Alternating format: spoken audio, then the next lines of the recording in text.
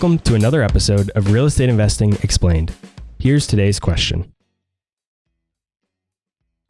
Looking back on all the different strategies you've used and all the things you've done, where would you recommend a new investor starts?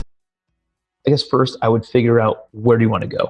What is your end game? What is the destination that you want to end up at? A lot of people go through life and it's like they don't know where they're going. And if you don't understand where you're starting from and where you're going, what your destination is, how can you create a roadmap to get anywhere? You can't.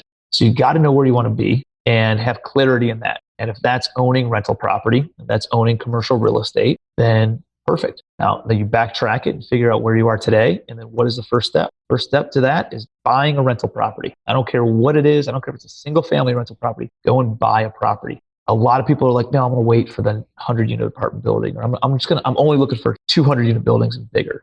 Those buildings don't come across your desk unless you're doing small deals, unless you're doing other deals, unless people know that you're doing.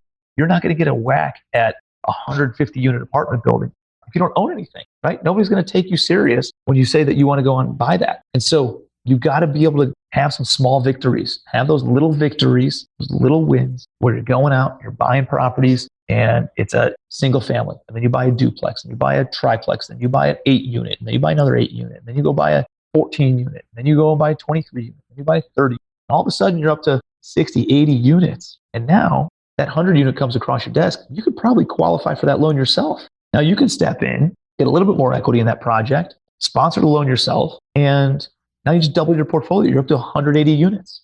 And then all of a sudden 150 unit comes by. And now you can qualify for that. And now you take that down. And now you double your portfolio again. And that's all that I've done. I've just continued to double my portfolio every year for the past 5-6 years. And so it's a compound effect.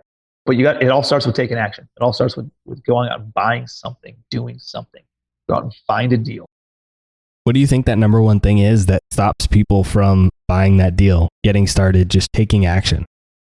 I think a lot of people confuse productivity with activity. They just think, hey, let me go make business cards. Let me go and create this flyer, create this website. Or I can't go out and do deals until I have LLC name, or none of it matters. Go out and find a deal. You know what? There's only three things that matter in real estate.